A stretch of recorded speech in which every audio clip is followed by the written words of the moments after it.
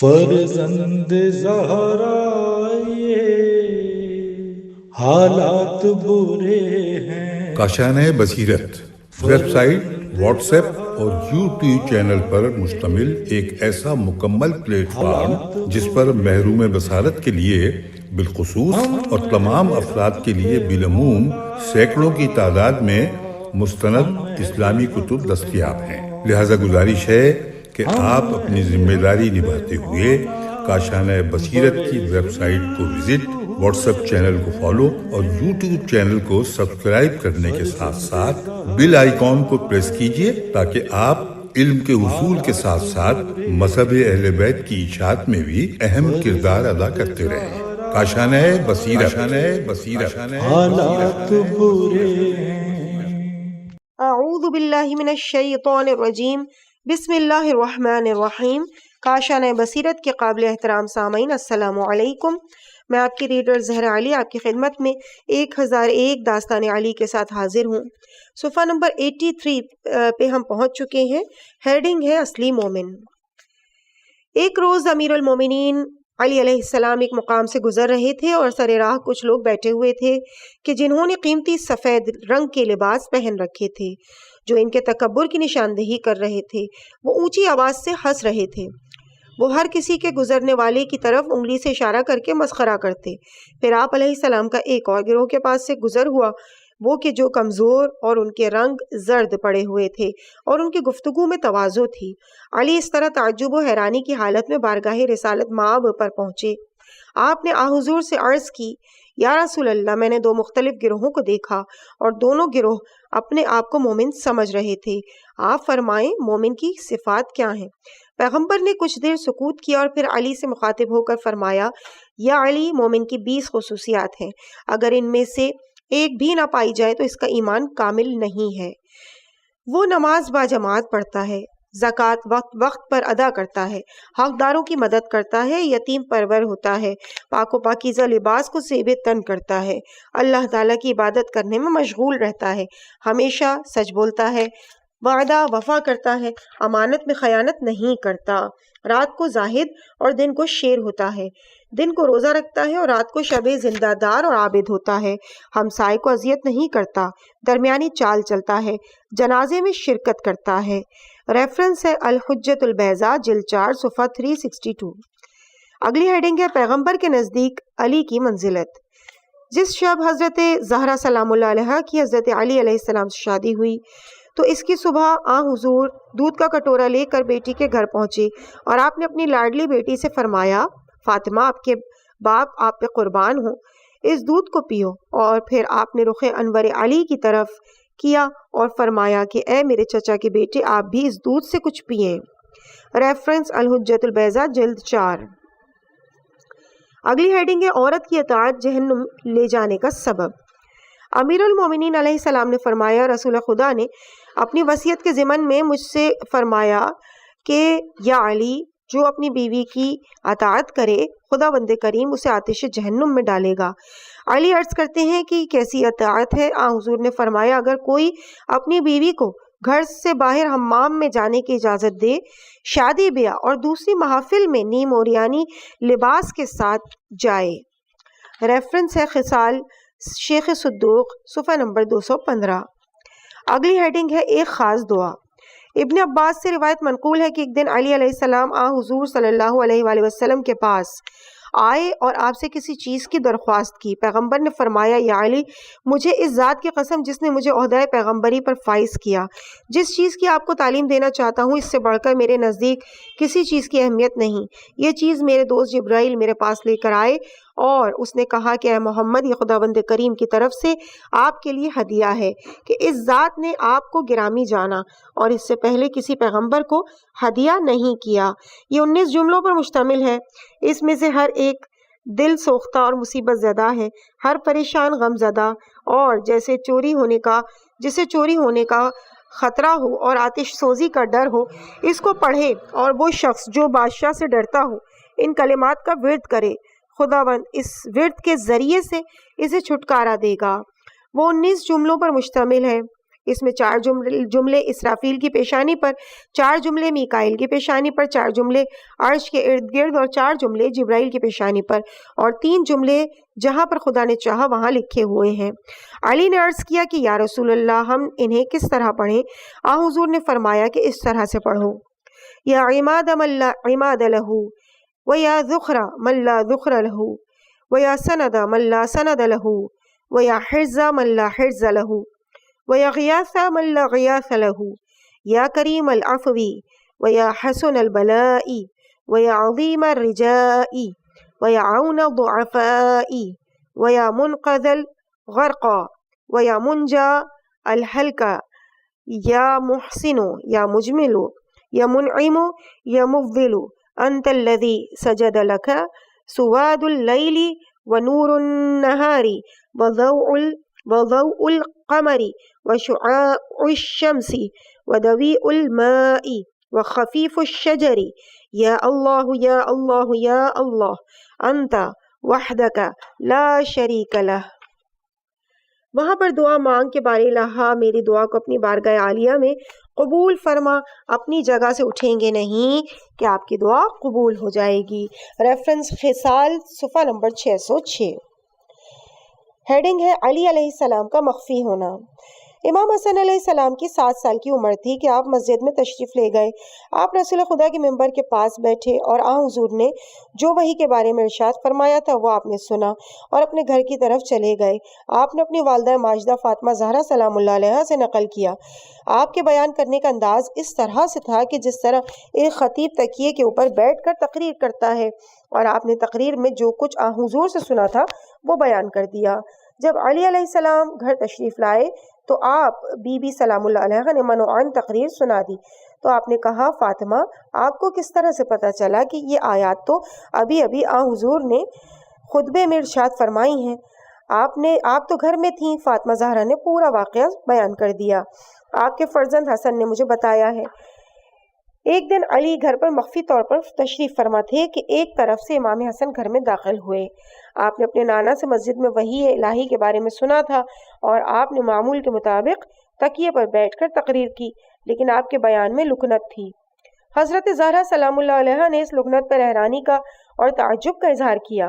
امام حسن نے اپنی والدہ معظمہ خاتون جنت سے عرض کی کہ مادر جان، آپ تعجب نہ کریں، کیونکہ ایک بزرگ شخصیت میرے بیان کو سن رہی ہے اور اس کا سماع میرے بیان میں سلاست و روانگی کے لیے مانع ہو رہا ہے۔ اس دوران امیر کائنات اس مخفی جگہ سے ظاہر ہوئے اور آپ علیہ السلام نے اپنے فرزند جناب حسن کے بوسے لیے۔ ریفرنس سفینۃ البحار جلد 1 صفحہ 254۔ اگلی ہیڈنگ ہے رحمت الہی کی ضیاء پاشیاں۔ ابن عباس کا بیان ہے کہ ایک دن رسول خدا علی کا ہاتھ تھام کر باہر چلے گئے اور آپ نے کہا کہ اے گروہ انصار، اے گروہ بنی ہاشم، اے گروہ بنی عبد المطلب، میں محمد ہوں، میں رسول خدا ہوں، میں اپنے خانوادے کے 4 افراد میں سے ایک ہوں کہ جن کو انوار رحمت کی سرشت سے پیدا کیا گیا ہے۔ وہ میں ہوں، علی، جعفر اور حمزہ ہیں۔ لوگوں میں سے کسی نے کہا کہ یا رسول اللہ، یہ روز قیامت آپ پر سوار ہوں گے؟ حضور نے فرمایا کہ تیری ماں تیرے غم میں بیٹھے کہ اس دن ان 4 کے علاوہ کوئی کسی پر سوار نہ ہوگا، میرے، علی، فاطمہ اور صالح پیغمبر کے۔ البتہ میں براق پر سوار ہوں گا، میری بیٹی فاطمہ بہشتی اونٹنی پر سوار ہوں گی کہ جس کی لگام یاقوت کی ہوگی اور اس پر سبز چادر ڈالی ہوئی ہوگی، اور وہ بہشت اور دوزخ کے درمیان بیٹھے گی۔ اس دن لوگ پسینے سے شرابور ہوں گے، پس عرش سے تیز تیز ہوا چلے گی اور جس سے لوگوں کا پسینہ خشک ہو جائے گا۔ اس وقت فرشتے، پیغمبر، صدیقین کہیں گے کہ یہ یا تو فرشتہ مقرب ہے یا پیغمبر مرسل ہے۔ بس ایک ندا آئے گی کہ یہ نہ فرشتہ مقرب ہے اور نہ پیغمبر مرسل ہے، بلکہ یہ علی ابن ابی طالب ہے جو رسول خدا کا دنیا اور آخرت میں بھائی ہے۔ ریفرنس خصال صفحہ نمبر 224۔ ہیڈنگ وہ رات خطرناک تھی۔ قریش اور اشراف مکہ کے ایک گروہ نے مختلف قبائل کا جرگہ بلایا جس میں مکے کے بڑے بڑے رئیس اور سردار دار الندوہ میں جمع ہوئے۔ اس جلسے کا ایجنڈا حضور سرور کائنات صلی اللہ علیہ وآلہ وسلم کی ذات تھی کہ آن حضرت نے انہیں تاکید کی تھی کہ جس کے بارے میں انہوں نے غور و فکر کرنا تھا۔ سر راہ ایک سفید لمبی داڑھی والے خوش شکل بوڑھے کا سامنا ان سے ہوا کہ جو حقیقت میں شیطان تھا۔ انہوں نے اس سے پوچھا کہ تو کون ہے؟ اس نے کہا کہ میں اہل نجد کا ایک بوڑھا ہوں۔ ان کی باقاعدہ میٹنگ شروع ہو گئی کہ کس طرح پیغمبر کو ان کے اہداف سے ہٹایا جائے۔ ایک نے کہا کہ اسے محبوس کر دیا جائے تاکہ وہ زندان میں ہی چل بسیں۔ نجدی بوڑھے نے اس کے مشورے کو رد کر دیا۔ دوسرے نے کہا کہ انہیں دیس سے نکال دیں تاکہ ان سے سکون ہو جائے۔ اس بوڑھے نے اس کی رائے کو بھی قبول نہ کیا، کیونکہ اگر ایسا ہو گیا تو عربوں کے مختلف دوسرے قبیلوں کی طرف جائیں گے اور دل نشین گفتار سے انہیں قائل کر لیں گے۔ ابو جہل جو اس وقت تک خاموش بیٹھا تھا، اس نے کہا کہ میری رائے یہ ہے کہ ہر قبیلے سے ایک ایک جوان کو لیا جائے جو لڑنے کا ماہر ہو، تاکہ وہ مناسب وقت پر مل کر محمد پر حملہ کریں اور اس طرح وہ قتل ہو جائیں اور ان کا خون تمام قبائل کے ذمے ہوگا، اور اس طرح بنی ہاشم میں ہمت نہ ہوگی کہ وہ سب سے بدلہ چکا لیں۔ بوڑھا نجدی خوش ہو گیا اور اس نے کہا کہ خدا جانتا ہے کہ یہ رائے صحیح تر ہے، لہٰذا تمام حاضرین نے اس رائے کو قبول کیا۔ ادھر جبرائیل نے مشرکین کے پلان کو حضرت سے بیان کر دیا اور ساتھ ہی کہا کہ آپ آج کی رات اپنے بستر پر مت سوئیں۔ پیغمبر رات کو اپنے بستر پر نہ سوئے، آپ نے اپنے بستر پر علی کو سلایا۔ علی علیہ السلام کی اس وقت عمر 23 سال تھی، تاکہ وہ سمجھیں کہ رسول سو رہے ہیں۔ علی نہایت ہی اطمینان قلب کے ساتھ بستر رسول پر سوئے۔ جب صبح ہوئی، مشرکین کے جوان پیغمبر کے گھر کی دیوار کو پھاند کر اندر داخل ہوئے۔ انہوں نے علی کو بستر رسول پر دیکھا تو چیخ چیخ کر کہنے لگے، محمد کہاں ہے؟ شیر خدا حیدر کرار نے کہا، مجھے کیا معلوم؟ لہٰذا اس طرح علی نے اپنے آپ کو مصیبت میں ڈال کر رسول کو بچایا۔ اگلی ہیڈنگ ہے پیغمبر کا رازدان۔ حضرت ابو ذر غفاری سے روایت ہے کہ مجھے رسول خدا صلی اللہ علیہ وآلہ وسلم نے کہا کہ علی کو گھر سے بلا کر لاؤ۔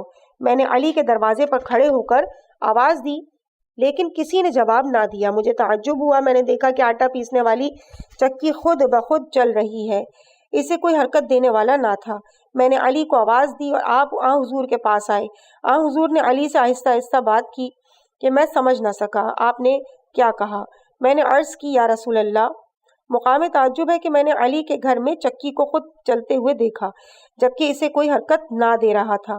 رسول خدا نے مجھ سے فرمایا، خداوند متعال نے میری بیٹی فاطمہ کے قلب و جوار کو ایمان و یقین سے بھر کر بنایا ہے، البتہ خدا اس کی بدنی ضعف سے آگاہ ہے اور اس کے کام میں وہ مدد کرتا ہے۔ کیا تجھے معلوم نہیں کہ خداوند متعال نے آل محمد کی کمک کے لیے کچھ فرشتوں کو پیدا کیا ہے؟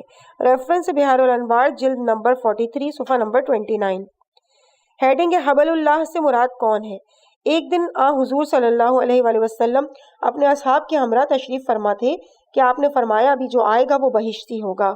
پس چند لمحوں کے بعد ایک دراز قد جو مصریوں کا ہم شکل تھا داخل ہوا اور اس نے کہا، یا رسول اللہ، اللہ نے یہ جو فرمائے ہے وَاعْتَصِمُوا بِحَبْلِ اللَّهِ جَمِيعًا وَلَا تُفَرِّقُوا، تو آپ فرمائیں کہ حبل اللہ سے مراد کون ہے؟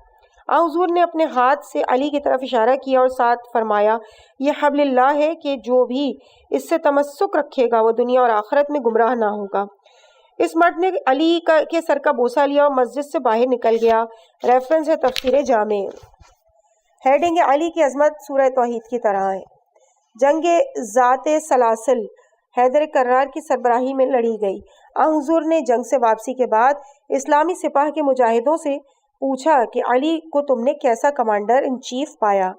انہوں نے عرض کی، یا رسول اللہ، ہم نے ان سے اچھائی کے علاوہ کچھ نہیں دیکھا سوائے اس کے کہ ہم ان کے پیچھے نماز پڑھتے تھے کہ آپ تمام نمازوں میں سورہ قل هو اللہ احد کی تلاوت کرتے تھے۔ حضور نے فرمایا، میں ان سے اس کی وجہ ضرور معلوم کروں گا۔ جب علی بارگاہ رسول میں حاضر ہوئے تو حضور نے آپ سے پوچھا کہ یا علی، آپ نے تمام نمازوں میں سورہ اخلاص کی علاوہ کوئی اور سورہ کیوں نہ پڑھی؟ علی نے عرض کی کہ میں سورہ اخلاص کو دوست رکھتا ہوں۔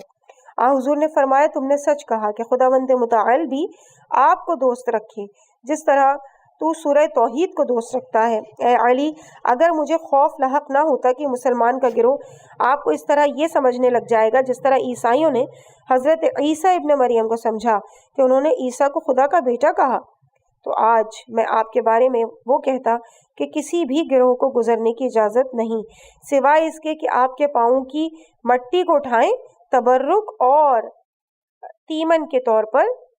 ریفرنس ہے ارشاد مفید صفحہ نمبر 101۔ ہیڈنگ علی کے تمام شیعہ جنتی ہیں۔ پیغمبر اکرم صلی اللہ علیہ وآلہ وسلم ایک دن حضرت علی کے پاس تشریف لائے جبکہ چہرہ نبوت پر خوشی کے آثار نمودار تھے۔ حضرت علی نے آپ کی اس خندہ پیشانی کی وجہ پوچھی تو آن حضور نے فرمایا، مجھے اللہ تعالیٰ نے بشارت دی کہ آپ کے تمام شیعہ چاہے عاصی ہوں یا مطیع آخرکار جنتی ہیں۔ مولا کائنات اس خوشخبری کو سن کر شکر کے لیے سجدے میں گر گئے تو اس وقت آپ نے کہا کہ خدایا، میں اپنی آدھی نیکیاں شیعوں کو بخشتا ہوں۔ اس وقت حضرت زہرا، امام حسین، امام حسن نے ہر ایک نے ترتیب سے عرض کی، خدایا ہم بھی اپنی آدھی نیکیاں امیر المومنین کے شیعوں کو بخشتے ہیں۔ پھر رسول اکرم نے بھی فرمایا کہ خداوند، میں بھی اپنی نصف نیکیاں اور اس کا ثواب علی مرتضیٰ کے شیعوں کو بخشتا ہوں۔ اس وقت خداوند متعال کی طرف سے وحی نازل ہوئی کہ تم مجھ سے زیادہ کریم نہیں ہو، میں تمام شیعان علی کے گناہوں کو بخش دوں گا۔ ریفرنس ہے اوفیات العلماء صفحہ نمبر 37۔ ہیڈنگ علی اور ستار العیوبی۔ روایت میں ہے کہ ایک دن رسول اعظم صلی اللہ علیہ وآلہ وسلم اپنے اصحاب کے ہمراہ تشریف فرما تھے کہ اچانک ایک شخص پیغمبر کی خدمت عالیہ میں حاضر ہوا۔ اس نے بارگاہ رسالت میں عرض کی، یا رسول اللہ، فلاں جگہ پر ایک مرد اور عورت فساد کرنے میں مشغول ہیں۔ پیغمبر نے اسے فرمایا کہ تیری اس خبر کی تحقیق کروں گا اور پھر دیکھیں گے کہ کیا ماجرا ہے۔ وہاں پر بیٹھے ہوئے کچھ صحابہ کرام نے جانے کی اجازت طلب کی تو آپ نے اجازت نہ دی کہ علی بارگاہ رسول پر پہنچے۔ آپ نے فرمایا، اے علی، جا کر دیکھیں کہ خبر سچی ہے یا جھوٹی۔ حضرت علی اس گھر میں پہنچے تو آپ نے چشم پوشی سے کام لیا اور گھر میں داخل ہوتے ہوئے دیوار خانہ کو ہاتھ لگا کر واپس آ گئے۔ پیغمبر کی خدمت میں پہنچ کر عرض کی کہ یا رسول اللہ، میں نے اس گھر کی دیوار کو چھوا لیکن میں نے وہاں کچھ بھی نہ دیکھا۔ پیغمبر نور نبوت سے مطلب کو سمجھ گئے کہ علی نہیں چاہتے تھے کہ وہ دونوں رسوا ہوں۔ آپ نے فرمایا، یا علی، انت فتح ھذا الامتی، اے علی، تو اس امت کا جواں مرد ہے۔ اصبحت زائر بک یا شحنہ النجف۔ ہیڈنگ ہے علی علیہ السلام کی والدہ کی عظمت۔ مولا علی فرماتے ہیں کہ جب میری والدہ ماجدہ کا انتقال پرملال ہوا تو آن حضور نے اپنے پیراہن سے ان کو کفن دیا اور آپ نے خود نماز پڑھائی اور آپ نے 70 مرتبہ تکبیر کہی اور پھر آپ قبر میں اترے اور آپ نے اپنے دست مبارک کو قبر کی در و دیوار کے اطراف پر پھیرا، گویا کہ آپ کا مقصد یہ تھا کہ قبر کشادہ ہو جائے۔ پھر آپ قبر سے باہر نکل آئے جبکہ آپ سخت گریہ کر رہے تھے اور آپ نے قبر کو سفارش کی کہ میری ماں کے لیے سختی و فشار نہ دینا۔ جب دفن سے فارغ ہوئے تو حضرت عمر نے کہا، یا رسول اللہ، ہم نے پہلے آپ کو اس طرح گریہ کرتے ہوئے نہیں دیکھا تھا اور نہ ہی آپ کا اس طرح کسی سے سلوک تھا۔ حضور نے فرمایا، اے عمر، یہ میری ماں تھی۔ جبرائیل نے مجھے اللہ تعالیٰ کی طرف سے خبر دی ہے کہ وہ بہشتی ہے۔ خداوند متعال نے 70,000 فرشتوں کو حکم دیا کہ وہ ان کی نماز جنازہ میں شرکت کریں۔ فاطمہ بنت اسد سلام اللہ علیہ نے ایک دن پیغمبر سے سنا کہ روز قیامت لوگ عریاں محشور ہوں گے۔ پھر آپ نے پیغمبر سے عرض کی کہ خدایا اس رسوائی سے بچائے۔ پیغمبر نے فرمایا کہ میں پروردگار عالم سے آپ کے بارے میں سفارش کروں گا کہ آپ کو باحجاب اٹھائے۔ پھر آپ نے پیغمبر سے یہ بھی سنا کہ قبر میں سخت عذاب ہوتا ہے تو آپ نے کہا، ہائے ہم کس قدر ناتواں ہیں۔ تو اس وقت پیغمبر نے فرمایا کہ میں خدا سے آپ کے بارے میں آسانیوں کی سفارش کروں گا۔ حضرت ابو طالب کے انتقال پرملال کے بعد بھی بی بی اس طرح آن حضور کی خدمت اقدس میں حاضر ہوتیں۔ آپ وہ پہلی خاتون تھیں کہ جنہوں نے مدینہ میں تجدید بیعت کی تھی۔ اس کے بعد ایک شعر ہے فارسی کا، احمد عزیزی صاحب کا، جان باہ فدائی مصری بستہ ات من علی حیدر دل خستاعت. ہیڈنگ علی علیہ السلام کے والد کی دعا. حضرت علی سے روایت ہے کہ جس رات فاطمہ زہرا سلام اللہ علیہا کی ولادت ہوئی تو اس رات مکے میں بہت بڑا طوفان اور زلزلہ آیا تھا. کوہ ابو قبیس سے پتھر ٹوٹ کر گرے. اس قدر زلزلہ سخت تھا کہ ابو طالب نے پہاڑ پر چڑھ کر اس طرح دعا کی: الہی و سیدی اسألک بالمحمدیہ المحمودیہ وبالعلویہ العالیہ وبالفاطمۃ البیضاء الا تفضلت علی اہل التہامہ بالرحمتی والرافتی یا والرافتہ. اس طرح یونس سردار مکے نے اللہ تعالیٰ کو محمد، علی اور فاطمہ کا واسطہ دیا تو پھر زلزلہ رک گیا. ریفرنس ہے ریاحین الشریعہ جلد 1 صفحہ 58. ہیڈنگ علی اور ایک جاسوس عورت. سارا نامی عورت مکے سے مدینہ حضور کی خدمت میں آئی تو پیغمبر نے اس سے فرمایا: کیا تو یہاں مسلمان ہو کر آئی ہے؟ اس نے عرض کیا: نہیں. حضور نے فرمایا: مہاجر ہو کر آئی ہے. اس نے انکار کیا تو پھر تو کس لیے یہاں آئی ہے؟ اس نے کہا: آپ ہمارے خاندان سے ہیں، میرا کوئی سرپرست نہیں رہا، میں محتاج ہو چکی ہوں، میں آپ کے پاس آئی ہوں اور میں آپ میری مدد کریں. حضور نے فرمایا: مکے کے جوانوں کو کیا ہو گیا ہے؟ پہلے مکے کے جوانوں کو پڑھاتی تھی. اس نے عرض کیا کہ جنگ بدر کے بعد کسی نے مجھ سے پڑھنے کا تقاضا نہیں کیا. آپ نے فرزندان عبد المطلب کو حکم دیا کہ اس کے لیے لباس، سواری اور زاد راہ کا بندوبست کریں. اس وقت حضور فتح مکہ کے لیے آمادہ تھے. اسی دوران اسی عورت کے ساتھ حاطب ابن ابی بلتعہ، جو کہ جنگ بدر کا مشہور مسلمان مجاہد تھا، کی ملاقات ہوئی. اس نے اسے ایک نامہ دیا کہ اہل مکہ کو دینا. اس نے اس کو 10 دینار اور ایک لباس جدید بھی دیا. یہ نامہ پیغمبر اسلام کی فتح مکہ کے بارے میں مخفیانہ رازوں پر مشتمل تھا. سارا نامہ کو لے کر عازم سفر مکہ ہوئی. جبرائیل نے یہ سازش رسول اللہ کو کامل بتائی. رسول خدا نے علی، عمار، عمر، زبیر، طلحہ، مقداد اور ابو مرصد میم رے سے دال کو حکم دیا کہ اس عورت کا پیچھا کریں اور اس سے یہ نامہ لیں. انہوں نے اس عورت کا پیچھا کی اور جس جگہ پر حضور نے فرمایا تھا وہاں پر اس کو پکڑا. انہوں نے اس سے نامہ طلب کیا. اس نے انکار کر دیا کہ خدا جانتا ہے میرے پاس کوئی نامہ نہیں. انہوں نے اس کے سامان کی تلاشی لی لیکن کوئی چیز برآمد نہ ہوئی. سب نے کہا کہ اس کے پاس کچھ نہیں، لہٰذا ہم واپس چلیں گے. لیکن علی نے ان کی مخالفت کی کہ نہ ہمارے پیغمبر نے کبھی جھوٹ بولا ہے اور نہ ہم جھوٹ بولتے ہیں. وہاں پر علی نے اپنی تلوار نکالی، فرمایا: نامہ کو باہر نکالتی ہے، تیری گردن کو اڑا دوں. سارا نے جب دیکھا کہ علی نامہ لیے بغیر نہیں چھوڑیں گے تو اس نے اپنے بالوں میں چھپے ہوئے نامے کو نکال کر علی کو دیا. یہ سب نامہ لے کر پیغمبر کے بارگاہ میں پہنچے تو پیغمبر نے حاطب کو بلایا اور اس سے وضاحت طلب کی تو اس نے اعتراف جرم کر لیا. پیغمبر نے اسے بخش دیا. ریفرنس ہے تفسیر نمونہ جلد نمبر 6. ہیڈنگ علی کب ابو تراب بنے. امیر المومنین علیہ السلام کا محبوب ترین لقب ابو تراب تھا. جب بھی آپ کو اس لقب سے پکارا جاتا آپ خوش ہوتے. ابو تراب کا لقب آپ کو اس وقت عطا ہوا تھا کہ ابھی آپ نے شادی نہ کی تھی. البتہ مولا کائنات علیہ السلام کی حیرانی باعث بنی کہ پیغمبر اسلام صلی اللہ علیہ وآلہ وسلم سے دریافت کریں کہ ابو تراب کیوں خطاب دیا گیا. ہمارے یاسر سے روایت منقول ہے کہ میں اور علی جنگ عشیرہ، یہ غزوہ جمادی الثانی جبکہ پیغمبر کی ہجرت کو 16 مہینے گزر چکے تھے اور یہ جنگ بدر سے پہلے ہوئی تھی، میں اکٹھے تھے اور وہاں پر سپاہ اسلام مورچہ زن تھی. پیغمبر اسلام صلی اللہ علیہ وآلہ وسلم وہاں آئے اور انہوں نے کمان سنبھالی تو ہم نے دیکھا کہ طائفہ بنی مدلج کے لوگ چشمہ اور کھجوروں کے باغ میں کام کرنے میں مشغول تھے. علی ابن ابی طالب علیہ السلام نے مجھے فرمایا: اے ابو الیقظان، آؤ اس قوم کے پاس چلیں کہ کیا کام کر رہے ہیں. ہم ان کے پاس گئے اور کچھ دیر تک ان کے کام کاج کو دیکھتے رہے کہ ہمیں نیند آ گئی. ہم کھجور کے چھوٹے چھوٹے درختوں کے سائے میں گئے کہ زمین نرم تھی. ہم آرام سے گہری نیند سو گئے. ہمیں کسی نے بیدار نہ کیا. پیغمبر نے ہمیں آ کے بیدار کیا.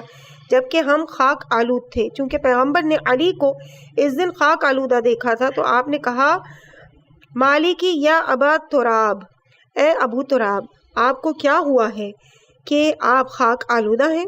پھر آپ نے فرمایا آپ کو 2 بدبخت آدمیوں کے بارے میں نہ بتاؤں؟ ہم نے کہا یا رسول اللہ آپ ضرور بتائیے. البتہ کتاب مناقب ابن شہر عاشوب جلد نمبر 3 صفحہ 113 میں کچھ اختلاف کے ساتھ لکھا ہوا ہے کہ ایک دن حضور مدینے کے نخلستانوں میں ان کو ڈھونڈتے ہوئے علی علیہ السلام کے پیچھے گئے. آپ نے دیکھا کہ علی کام کرنے میں مشغول ہے اور گرد و غبار آپ کے چہرے مبارک اور چہرہ مبارک اور تمام بدن اطہر پر پڑا ہوا ہے. تو آپ نے فرمایا کہ لوگ اگر آپ کو ابو تراب کے لقب سے یاد کریں تو میں ان کی سرزنش نہ کروں گا. سید حیدر حلی امتاع الاسما کے صفحہ نمبر 61 میں رقم طراز ہے کہ جب علی اس دنیا میں آئے تو حضور نے آپ کو ابو تراب کا لقب دیا. شیخ صدوق علیہ الرحمہ نے اپنی سند سے عبادہ بن ربعی سے نقل کیا ہے کہ اس نے کہا کہ میں نے عبداللہ ابن عباس سے پوچھا کہ رسول خدا نے علی کو ابو تراب کا لقب کیوں دیا؟ تو اس نے کہا کہ چونکہ علی بعد از رحلت رسول خدا صلی اللہ علیہ وآلہ وسلم زمین اور آسمان والوں کے لیے حجت خدا ہیں اور ان کے وجود مقدس کے صدقے میں کائنات کا ہر فرد رزق کھائے گا. یہی کچھ رسول خدا نے فرمایا کہ جب روز قیامت ہوگا اور کافر دیکھیں گے کہ کس طرح خداوند متعال شیعان علی کو ان کے اعمال کا اجر و ثواب دے رہا ہے تو وہ اس وقت کہیں گے کہ کاش ہم خاک ہوتے، یعنی کاش ہم علی کے شیعہ ہوتے. اور اسی مطلب کو خداوند تعالیٰ نے قرآن مجید میں ارشاد فرمایا ہے وَيَقُولُ الْكَافِرُ يَا لَيْتَنِي كُنْتُ تُرَابًا. اگلی ہیڈنگ ہوگی علی اور سورہ توبہ. جب سورہ براءت یعنی سورہ توبہ نازل ہوئی تو حضور صلی اللہ علیہ وآلہ وسلم نے حضرت ابو بکر کو یہ سورہ دے کر مکہ بھیجا تاکہ لوگوں کے سامنے سورہ کی تلاوت کریں اور ان تک پیغام توحید کو پہنچائیں.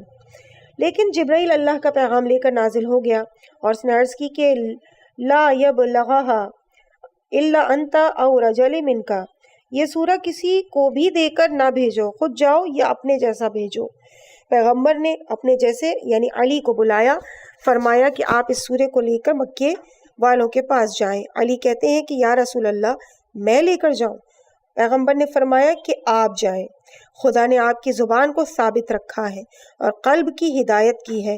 علی نے حضرت ابو بکر کو راستے ہی میں جا پکڑا اور پیغمبر کا حکم سنایا اور نامہ خود پکڑ لیا. حضرت ابو بکر مخزون ہوئے اور پریشانی کی حالت میں واپس آئے اور انہوں نے حضور سے کہا کہ کیا میرے بارے میں آیت نازل ہوئی ہے کہ آپ نے مجھے معزول کر دیا؟ حضور نے فرمایا کہ مجھے حکم ہوا ہے کہ میں خود ابلاغ کروں یا اپنے خاندان میں سے کسی فرد کو بھیجوں. ریفرنس تفسیر نمونہ. اگلی ہیڈنگ ہے علی دین کا بے بدل ناصر. شیر خدا حیدر کرار کو جنگ احد میں 61 زخم لگے تھے. حضور نے جناب ام سلمہ اور ام عطیہ کو حکم دیا کہ وہ آپ کے زخموں پر مرہم پٹی کریں. کچھ دیر نہ ہوئی تھی کہ وہ دونوں مستورات بارگاہ رسول میں پہنچیں کہ یا رسول اللہ علی کو اتنے زیادہ زخم لگے ہیں کہ ہم ایک پٹی باندھتے ہیں دوسری کھل جاتی ہے. زخم اس قدر گہرے ہیں کہ ہمیں تو ان کی موت کا خطرہ ہے. حضور اپنے اصحاب کے ہمراہ علی کی عیادت کے لیے ان کے گھر گئے. انہوں نے دیکھا کہ علی کو کافی زخم لگے ہوئے ہیں.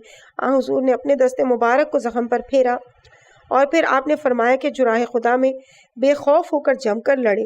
اس نے آخری درجے کی مسئولیت کو انجام دیا. پیغمبر نے یوں ہی اپنی دست مبارک کو زخموں پر ملا تو آپ کو آرام آ گیا. علی علیہ السلام نے اس وقت کہا الحمدللہ میں نے میدان جنگ سے فرار نہیں کیا کہ دشمن کو پشت دکھا کر نہیں بھاگا.